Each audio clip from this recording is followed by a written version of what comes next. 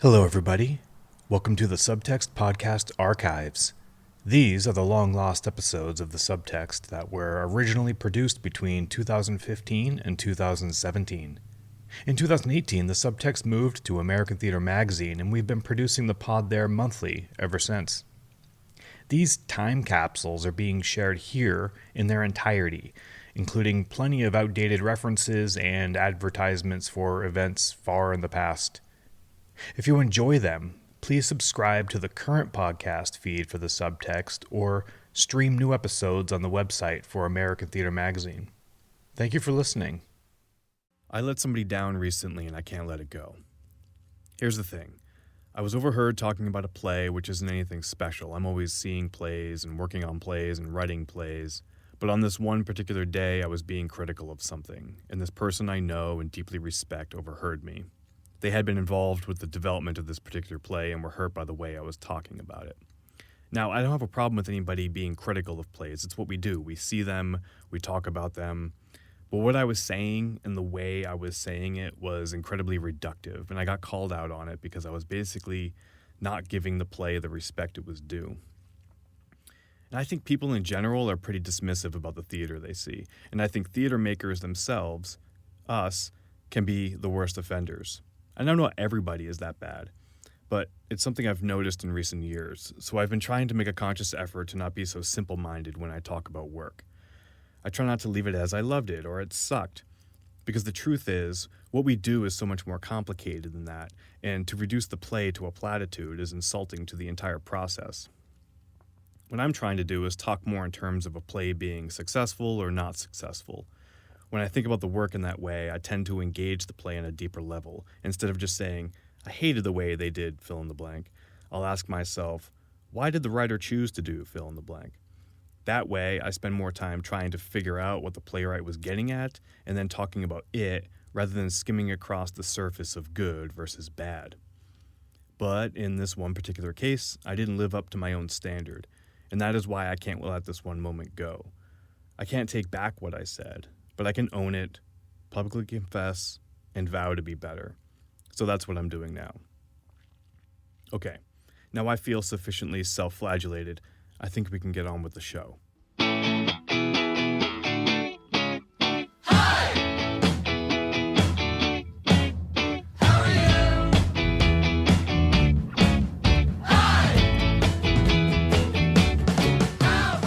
Welcome to the Subtext, Episode 3. It feels like we've done about 50 of these already. I'm not really sure why.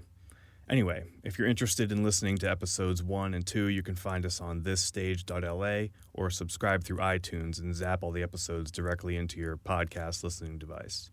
My name is Brian James Polak. I'm a playwright, and I'm the guy asking the questions. The Subtext is sponsored this month by Geffen Playhouse, presenting the West Coast premiere of These Paper Bullets, a modish ripoff of William Shakespeare's Much Ado About Nothing. Grammy Award-winning Green Day frontman Billy Joe Armstrong, Pulitzer Prize finalist Roland Jones, and acclaimed director Jackson Gay riff on Shakespeare's randy tale with a serious backbeat. Performances begin September 8th. Tickets and more at geffenplayhouse.com. Gotta love sponsors. And sponsor super side, I am actually intrigued by These Paper Bullets. I can't wait to see it next month. This month, on this episode, I'm talking to Jennifer Haley, author of Neighborhood 3, Requisition of Doom, Breadcrumbs, and The Nether. I think she's pretty great, and you're about to hear why. But first, I have to tell you that we experienced a bunch of technical difficulties recording this episode. You're going to hear a bunch of what I'm calling blips during the first 10 minutes or so, and then again later in the second half of the interview. It's like a skip where a few words are missing. Don't get angry at your iPhone. It's our fault, but please be patient. I think you'll love hearing from Jen despite the little blips. Okay, now let's do this blippy thing. Hi, Jen. Hi, Brian.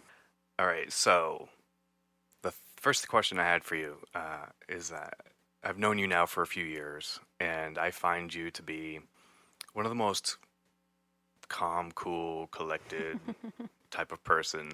Like, you're just so chill. I find you to be chill. I think that's a good word to describe you, point of view. You might think I'm a lunatic. All a sham. Right. Yeah, and maybe it's a facade. I don't know, but that's like if somebody was like, oh, what's Jen like? I'd say, you know what, she's pretty chill. And when I was, coming in here to interview you, I was thinking, man, she is chill. I wonder, I wonder what is underneath that. I wonder what is the thing that really drives you bananas. Is there a thing? Is there something that gets under your skin that really makes you crazy? Yeah, I think for me, like the small details of trying to get through every day drive me crazy. Such as, um, oh, anytime I feel like I'm kind of stopped in my forward motion and I have to take care of some detail, drives me crazy. in your writing or like living at home, cleaning the kitchen, that kind of thing? Both, both. I mean, one of the things I really kind of tapped in on this silent retreat. I know you're about the silent retreat I just did, but I'll bring up one thing is that when I was confused in the writing, I was very, kind of internally upset in a way. And then when I felt like things were going well, I was very placid. So I feel like my, one of the things I want to work on is how to get through how to deal with all the stops and starts. Apply that to your writing. So let's say you're writing a brand new play. So let's say I'm writing a brand new play, and I guess I like to know what it is. So if I'm kind of wandering around in it and I don't quite know what it is, and it keeps eluding me for a little while, and I end the day of writing, and I feel like I've hit a dead end, or I feel like I've taken a turn that's confusing to me, then it's this very uncomfortable feeling. But if I end the day with, I've had this, I feel like I know what I'm going to write about the next day, and that there's this sense of flow, then it's like, oh, the rest of the day is great. So if you are stuck, how does it manifest in you? What do you do? Do you get angry? Do you take a break? Do you throw a bottle across the room? And do you flip a table over? I will stop and walk around. I will get a snack. I work from home a lot, so I'll go outside and kind of mess around with the plants. And then I'll try to bring myself back to it. And if I spend about up to 3 hours doing that, then sometimes I'll just go ahead and be like, you know what, today's not the day. And that's when I have the luxury of saying that. When I'm on a deadline, then I just keep throwing myself back in and pounding stuff out. And that's why I do appreciate a deadline, because, I don't know, it's hard to say when to stop and when to go. I think there are times to push through, and there are times to let up the gas. And, deadlines are good for forcing you to push through, but also giving yourself room to write, where you can meander, where you can stop, or where you can say, you know what, I'm gonna spend this weekday afternoon. Give yourself that. Mm-hmm. Give yourself that leeway. Mm-hmm. What makes you feel emotional? Let's see. Oh, it's.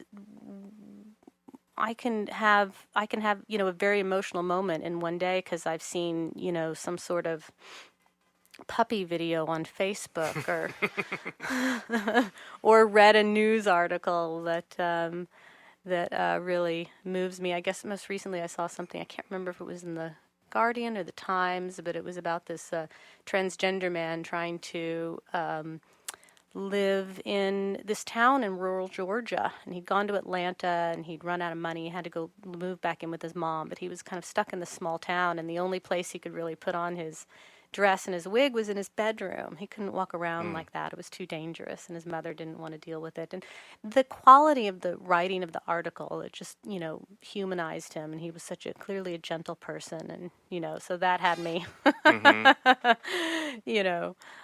tearing up, and then and then it passes, and then I get on with my day. Saying the way you just said how it passes has me thinking about how every week John Oliver on his show on HBO, he has this sort of like 15-minute monologue that's really raging on a new topic, and then it airs on Sunday night, and it gets released on Monday, and it goes viral, and it goes viral every single week. And I get so enraged, and I'm shaking my fist at the world at damn you, or damn you politics, or whatever the thing Right. is that he's talking about, like plastic bottles. Yes. And ironically I have one right in front of me. I have a styrofoam cup. I know, we're the worst environmentalists ever right now. So anyway, these get released. I don't even think he's done one on these environmental topics. So now maybe he'll do one next week. But anyway, so it comes out on Monday, and it takes a lap around the internet, and we all get enraged, and we talk about it Monday, Tuesday, Wednesday, and then it starts to fizzle, and then we forget about the thing that we got angry about, because by Monday he has a new thing, and we get all angry about that. And I was just thinking about how I have these. There's probably some kind of like cultural zeitgeist about momentary, anger with on a single topic, and we have like this cultural ADD for it. We get so worked up, and then it passes. Right. Well, you can't stay worked up the whole time. No, you can't stay in a state of perhaps- being worked up. But perhaps if we were able to maintain it a little bit longer, something could happen. Like all the way through to next week. Right, at least one complete week. Yeah. Stay in a state of fury through to the next week. Mhm, yeah. I don't know. I think,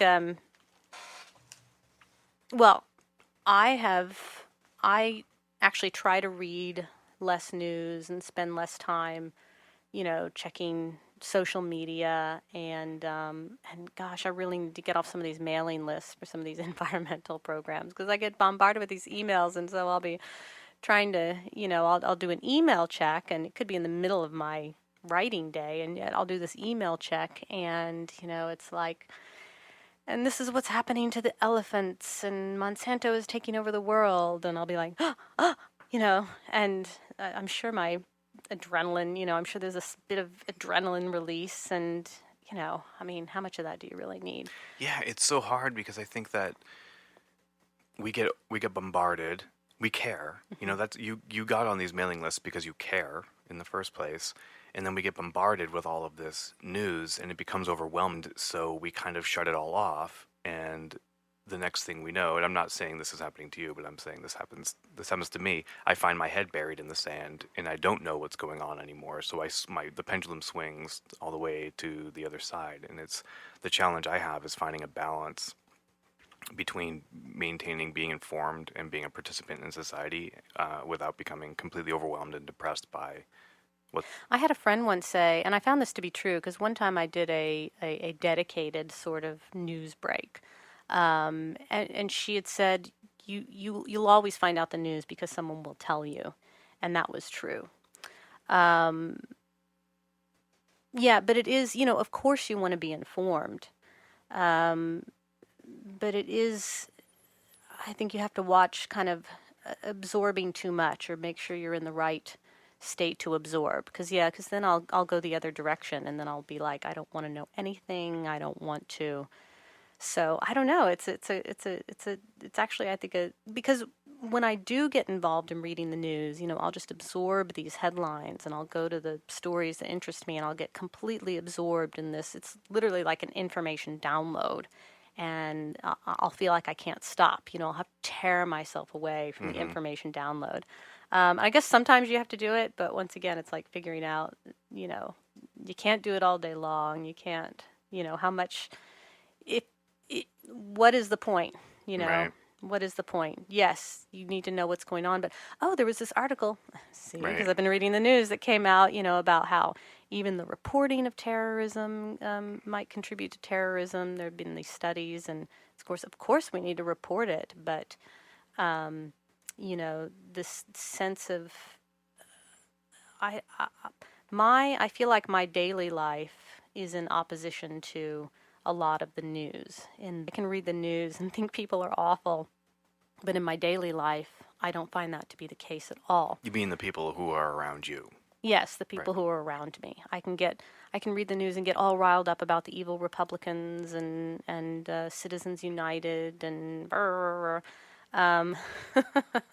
but or I can, but in my day-to-day interactions with people, I came home from a trip last night and called an Uber, and I just loved my Uber driver. He was so sweet. He was such a sweet, wonderful guy, and we had a great conversation. And, that's, so why should I walk around in a state of anger all the time about what's out there when, this is out there too?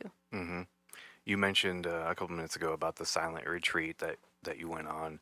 And I think that kind of dovetails with what we're talking about, because here is this chance for several days to shut everything out. Can you talk about what the retreat was and what your experience was?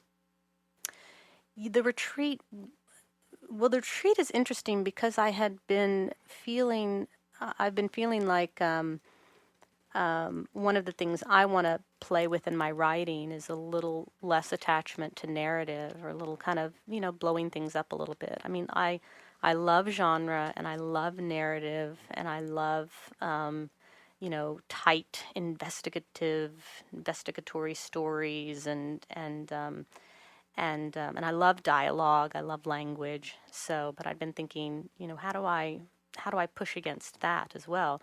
So going on a silent retreat with Eric N. was perfect for that.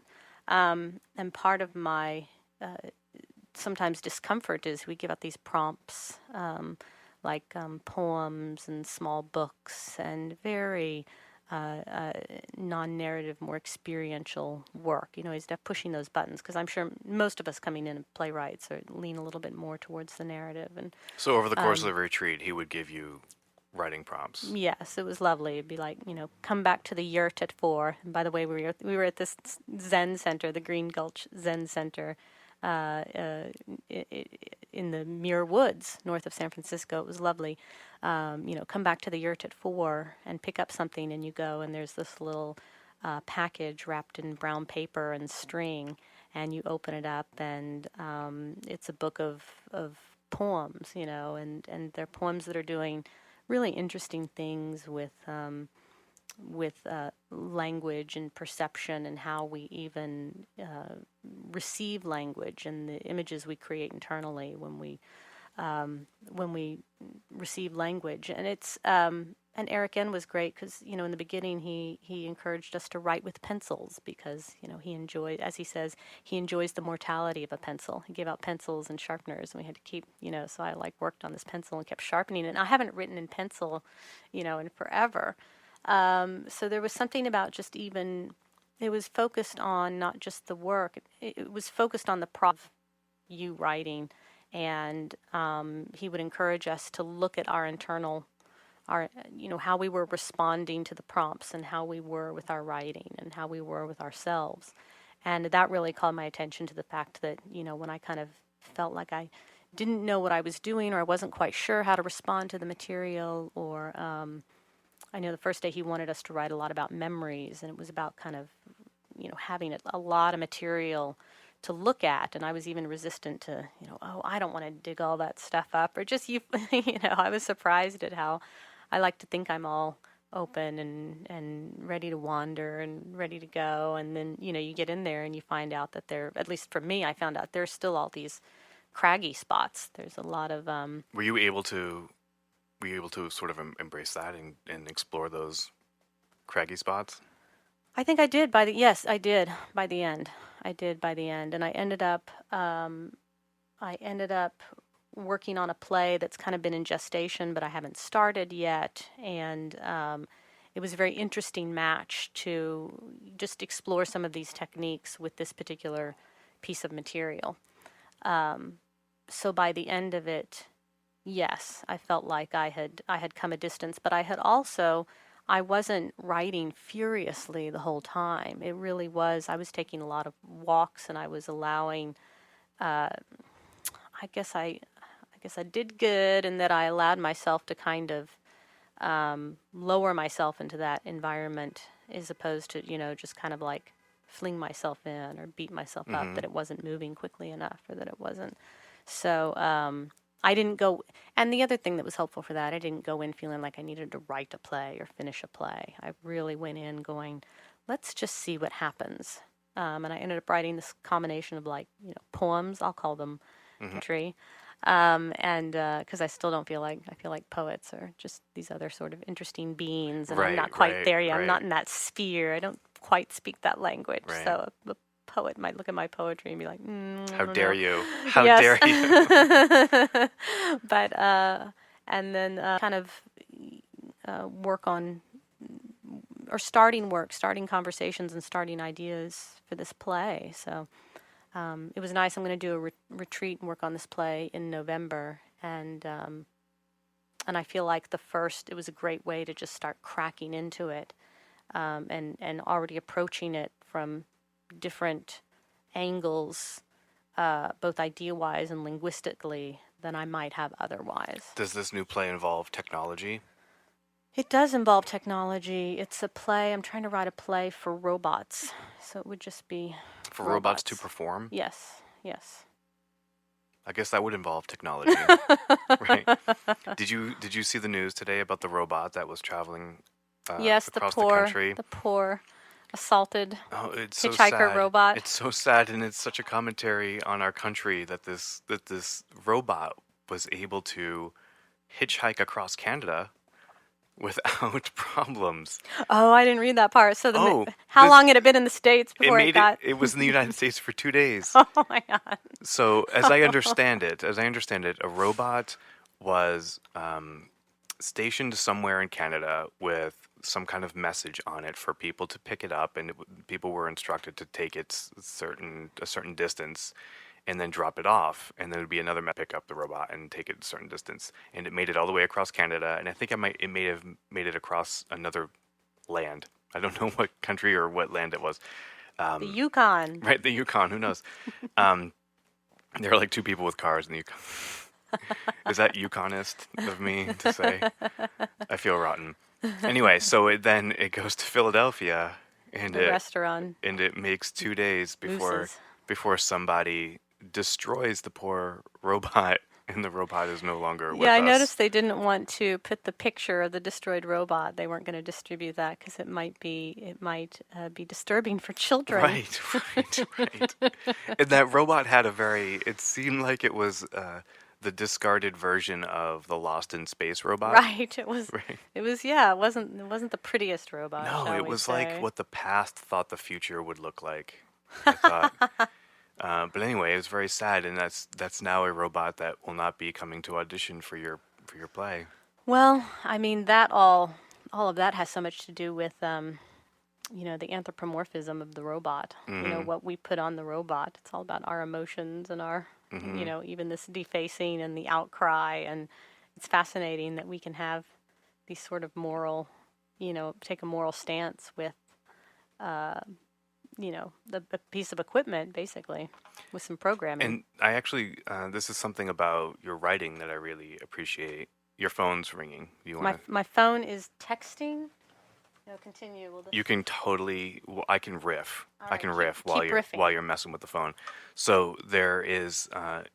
You play with that in your writing quite a bit, finding that sort of like moral gray area in technology, and you write about that in The Nether. You write about that in Neighborhood 3, Requisition of Doom, and perhaps in Froggy. I don't know that piece yet because the Froggy world too. hasn't been introduced to that piece yet, and I find that interesting. There is this sort of like consistency in a lot of things that you're writing, and it sounds like perhaps in this future robot play that you're working on. Yes, I mean, I never had this projected idea of I'm going to write about technology and I'm going to write about video games. It was just something I was watching my brother was playing a video game, and I thought video games were really fun, and I had played a few over the years. I don't call myself a gamer because I don't think I have enough time to be a gamer. I'll play a game, here and there every once in a while when I get like a space of time.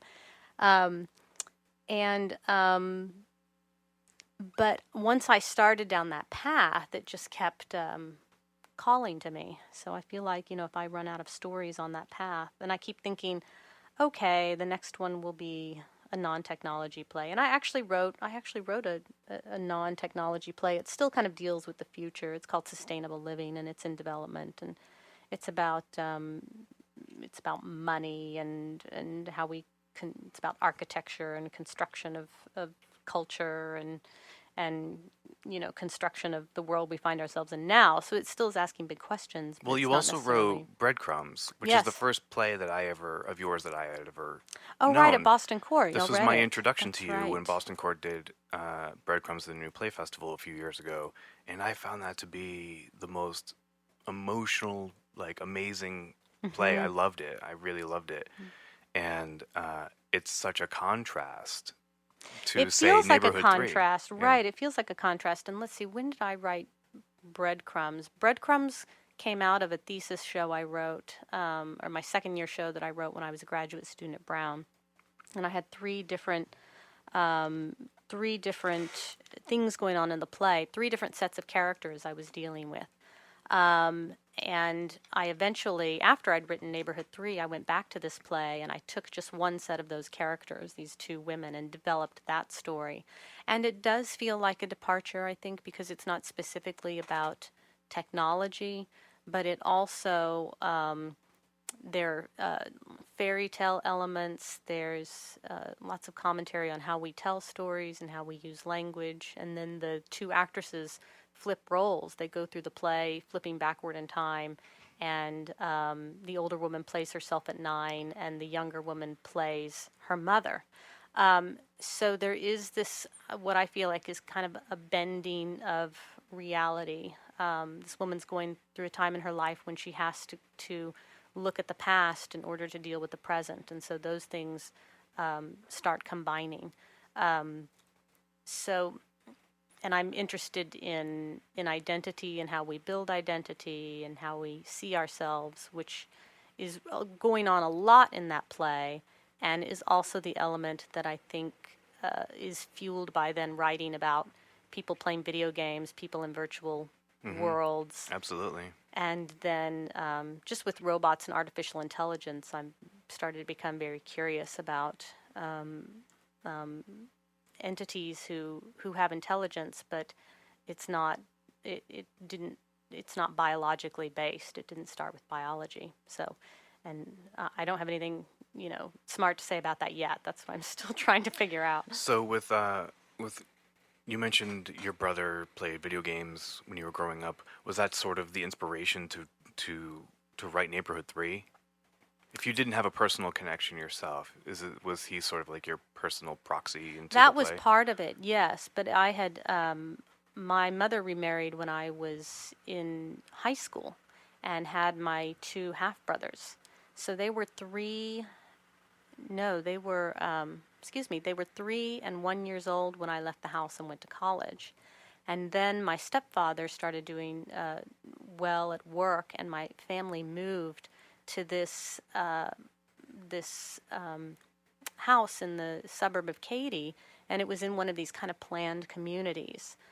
Wasn't a gated community, but there were plenty of gated communities nearby, and man-made lakes, and everything is really everything's very constructed. It's a very constructed reality. Right, it's the as whole if they neighborhood. planted houses, one after another. Yes, it's totally different from older neighborhoods where it was whoever built the house next door was they were kind of doing it on their own. When people really started planning out subdivisions, then they could create this whole reality, and you would basically kind of buy into, okay, this is what I want my reality to look like. I want to live in this suburb, and I want to have these these kinds of schools nearby, and this is all going to be great. It's very controlled. Like those kinds of suburbs, I don't know, they can take the mystery out of life for kids. And so I watched my brothers grow up in this environment, and I just didn't feel like it was a very exciting environment to them.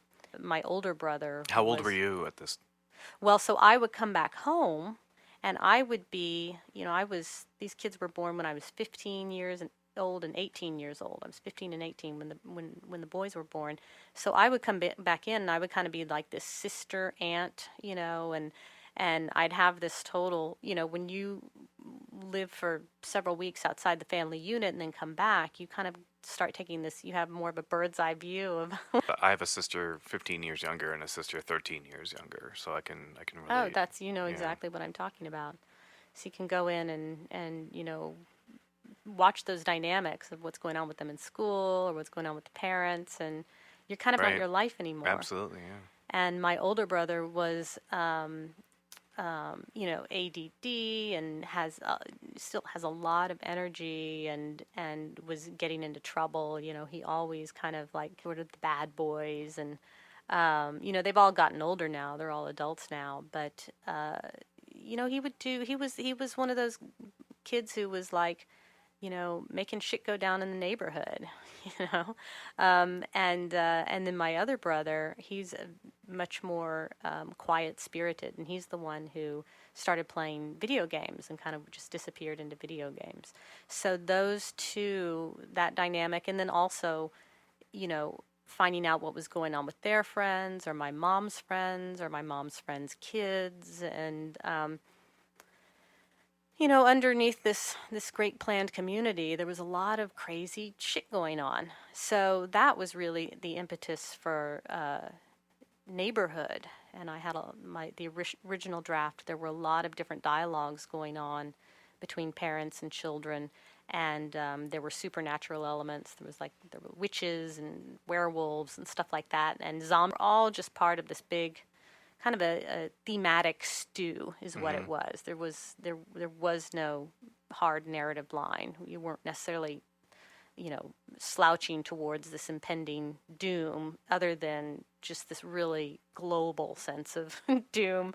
And then I had a first reading of it. I was still living in Providence. I wasn't in school anymore, but and my teacher Paula Vogel came to the reading, and she said, "You might want to try using the organizing principle of a video game, because video games you play to these different levels." And there was even dialogue already in the play about the adults trying to level up by improving their it's all kind of a road to nowhere in a way, the way they were going about it. So That's amazing. Paula is the knower of all things. yes, she and I can't is. imagine being given a note by Paula and not taking the note. Right. So that note, that's when I started working with the walkthroughs and introducing the scene as though you were leveling up in a video game, though you were leveling up in the play and getting closer to kernel of things, to finally the ending, sort of over the top ending. But if you want to take it to we're talking about, we've been talking about kids who feel like their parents now look like these zombies that they're playing in the game, and the parents not knowing how to deal with what the kids are up to, and eventually leading to outright violence instead of the violence of communication or bad communication. Do you have similar sort of like personal entry points into your other plays? They all have for sure. What is it for the Nether? I did enter that one more cerebrally. I was more interested in that idea, but I will say that and you'll see this theme actually. Once Froggy comes out, you'll see that theme a little more crystallized. But and you can see that the idea of feeling abandoned by one's parents or separate by one's parents was an alcoholic, and I will say he was a wonderful father to me in many ways. But there was this always this kind of shadow side that would announce itself. And he eventually died of the disease. And so it was the strangest thing, especially when, many of these years, people are still trying to figure out what alcohol is, and that it's not something that you just, you don't just pull yourself out of it. And especially he was a Texas guy. He was a defense lawyer in San Antonio, and very charismatic, and had been, just since since he was a teenager, all of his friends, that was like the 70s and 80s, and everyone freaking smoked and drank. And Were you an adult when he died? I was in my late 30s when he died. Yes. And it was kind of like it was almost like waiting for the other shoe to drop, because you knew, at a certain point, we began to realize that he's going to be able to work himself out of this.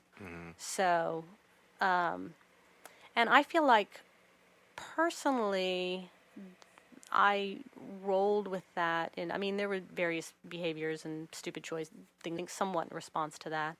But I feel like I have rolled through that fairly well on an emotional level and been able to see it and understand it over the time. Well, but it comes back, I think, in various ways in my writing. So, in the obvious sense, Detective Morris is this father who just had this, he disappeared into the nether, and he chose this imaginative life over being with her. He was, and I think he was an addict. And so her whole search for, and I used to think of this, or I used to buy into this whole thing about daddy issues. Who wants to hear about your daddy issues? And, even I would take this disdainful, and I'd be like, I don't want to write about it. And then I realized, in the writing, I was like, well, fuck that. Everyone writes about their parents.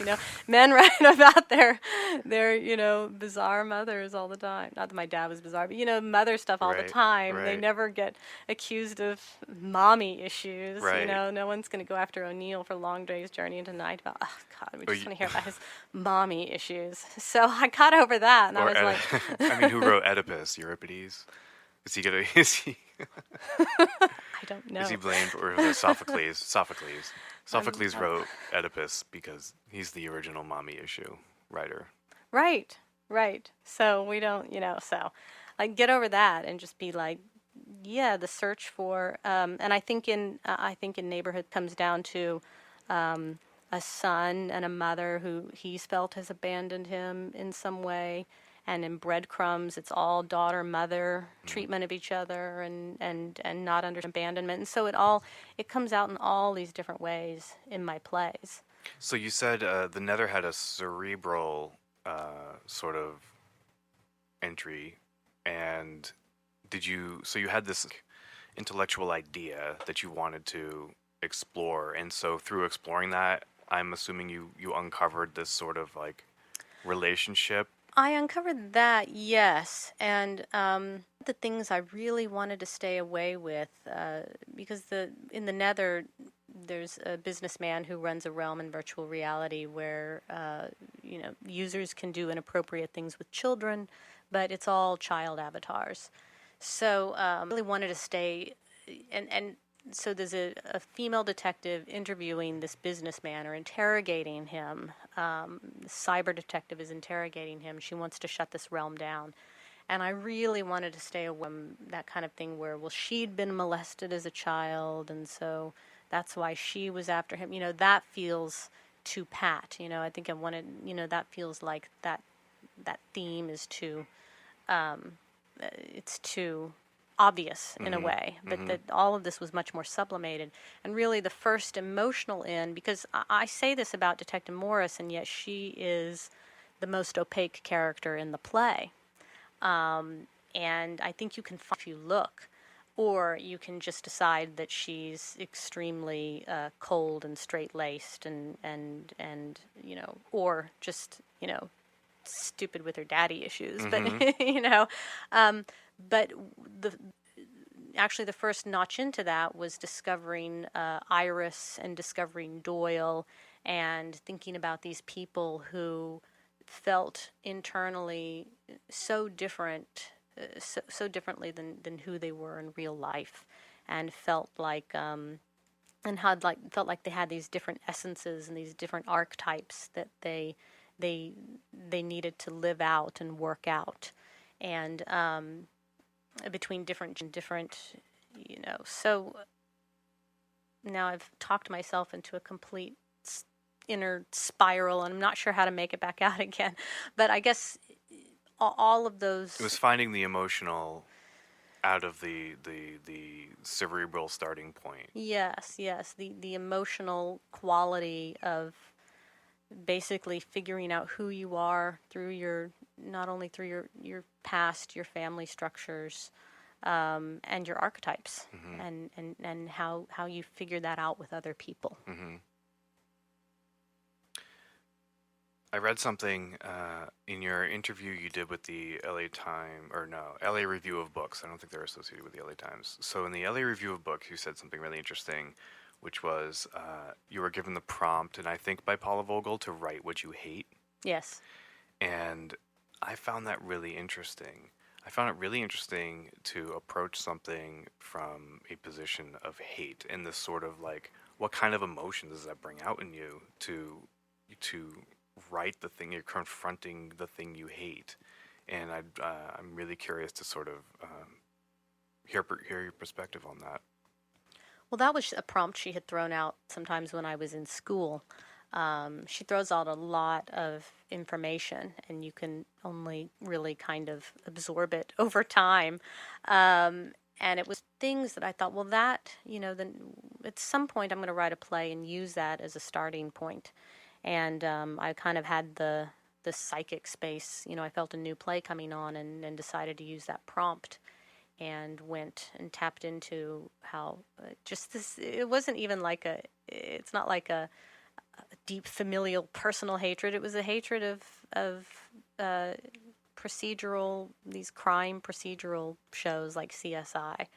They just and they just really gross me out. They creep me out. They gross me out. Why do they creep you out?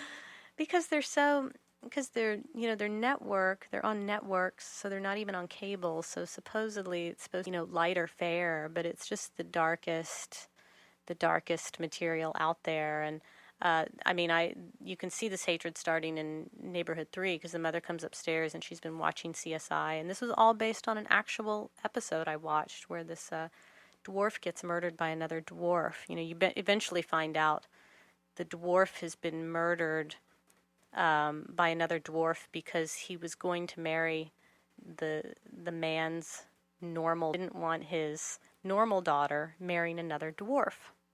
So he kills this dwarf, he murders him by hanging him, and they show the slow-mo sort of they show the vertebrae in slow motion, like an internal, like you're doing almost an X-ray or something of it.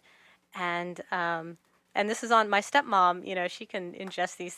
She likes things that she can have it on, and when it ends, you're like, oh, well, that's the killer. Great. Da, da, da, da, da. So there's this surface feeling of of, oh, what a tight little story, and the bad guy gets it in the end, and with and I'm examining it from this completely different level and just thinking how memento mori, how grotesque it is. How this grotesque thing has been folded into this very edible thing. So there was something about that fascinated me, and I just thought, how can I take that genre? How can I take that genre? Because I hated interrogation scenes in these stupid shows because they're so. You could kind of you can always see where it's going. You can see how, the bad guy's getting tripped up or the good guy's, the bad guy finds an emotional point with the good guy or whatever it is. It's all very pat. Yeah, but if it's too complex, you can't do your chores while you're watching it. Yes, exactly. I know. I was like, could I write a procedural and write an interrogation scene and that I actually thought there was a real question for us to be discussing. And not, where this dwarf was on the night of XYZ. Right. I'm wondering if you find, or if you put pressure on yourself, because what I mean is as one of my more successful playwriting friends, you've had the Neighborhood 3 has had all of these productions from Humana to all over the country, and then had that amazing production here in Los Angeles, and then you traveled to New York and traveled to London, and because I am still, you could describe me as sort of like at the fleggling stage.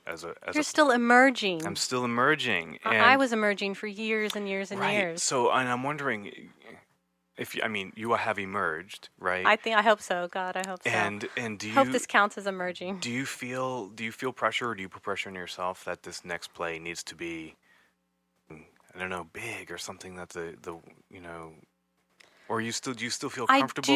I do. Writing? Like I wanted Froggy to get to a point where we could really start marching it towards production, and just recently had a workshop of it with CTG, and I'm still figuring that one out. There's so much great stuff in there, but there's some architectural, structural question of how exactly it should be executed, and that's still eluding me. And that was pointing because I felt like, okay, and this will be the follow-up.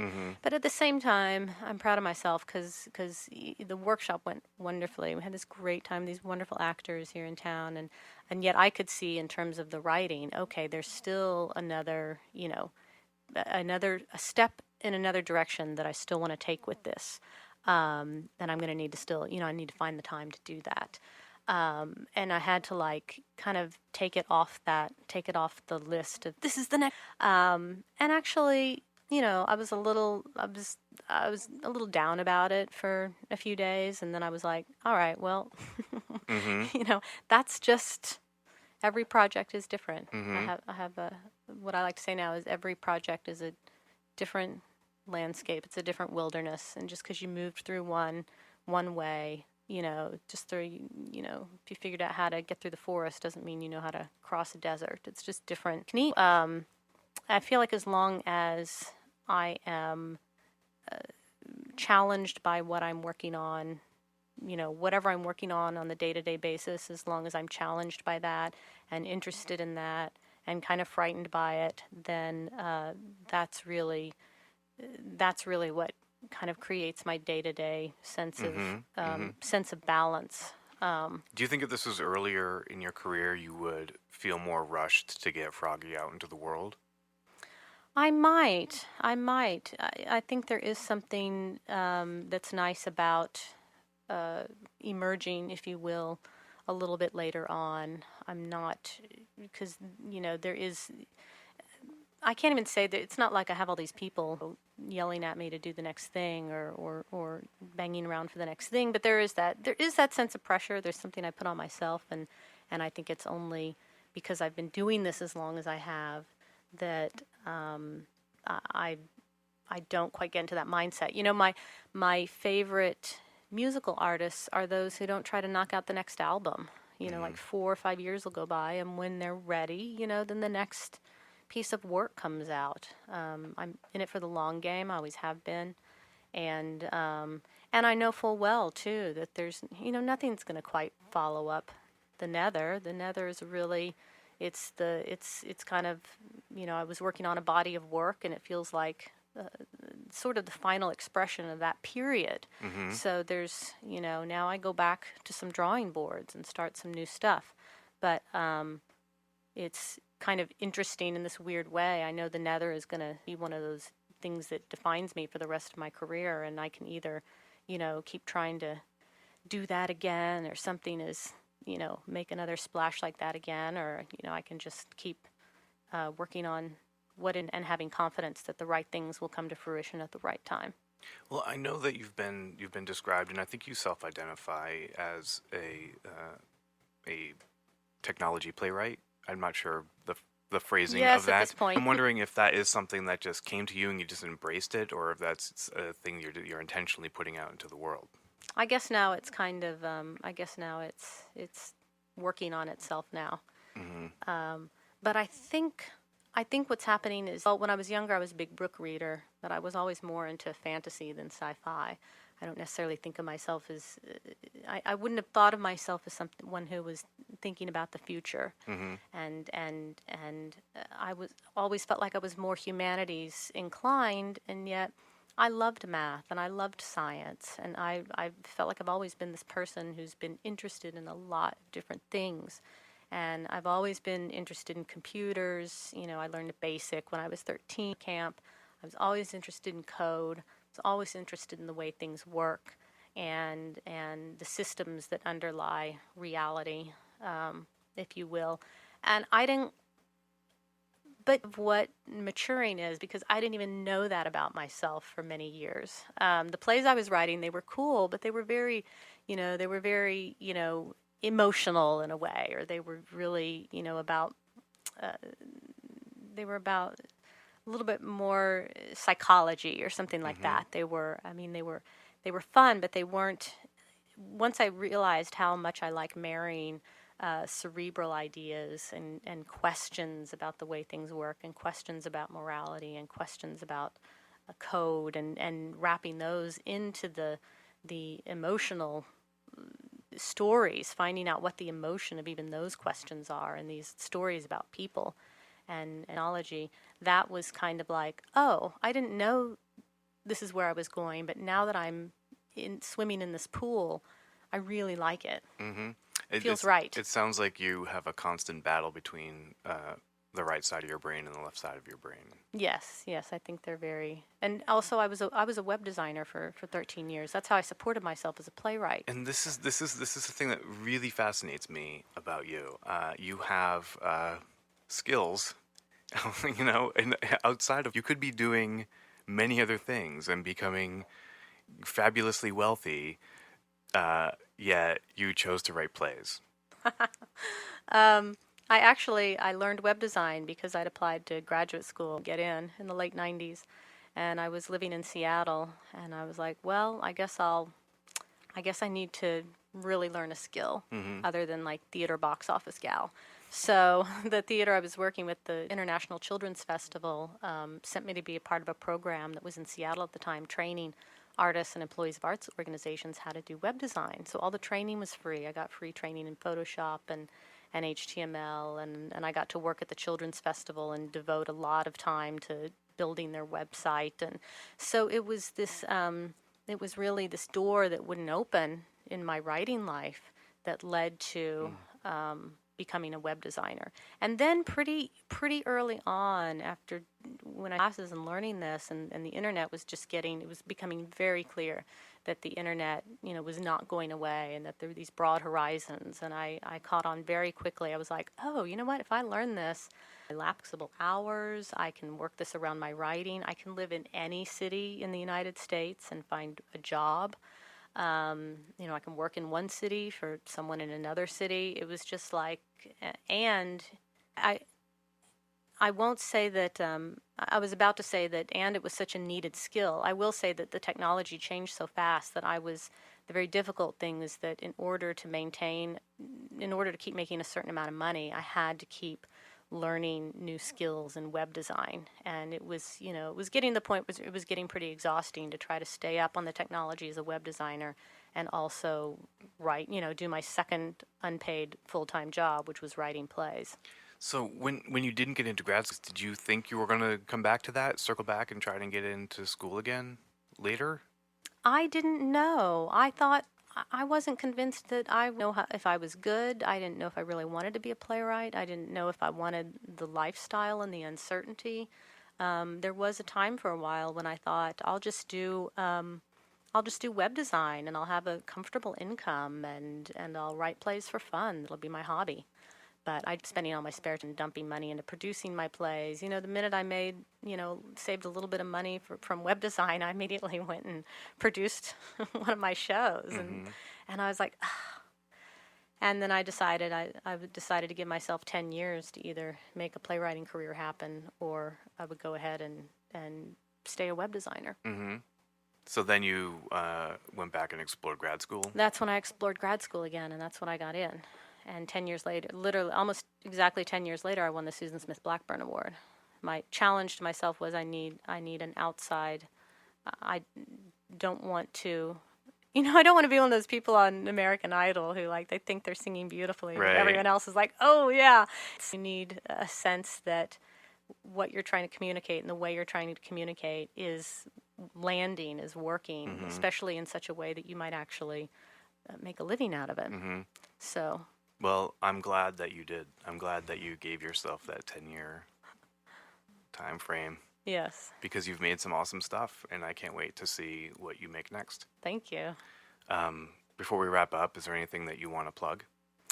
Yes, actually, Neighborhood 3 premiered at the Humana Festival in 2008, and that same year it went to the Summer Play Festival in New York, and then it's gone on to lots of small theaters and fringe theaters and high schools and colleges. It's been really big with the younger theater makers, and it's actually coming back to New York. The Flea is going to do it with the Bats, with filmmaker Joel Schumacher directing. Wow. So I think When's it's that going to happening? be that it opens in the middle of November 16th. And apparently, Very cool. the Flea is designing this zombie game to be played on the streets of Tribeca while the show is running. And I have no idea what they're up to there. I actually just read about that, but that sounds really cool. And it'd be very interesting, I think, to see what Joel comes up with for the show. I'm kind of... Are you going to be involved in the production at all? No, I'll go. I'll check out a little bit of rehearsal, but I'm not going to vulture over it. That's a play that I'm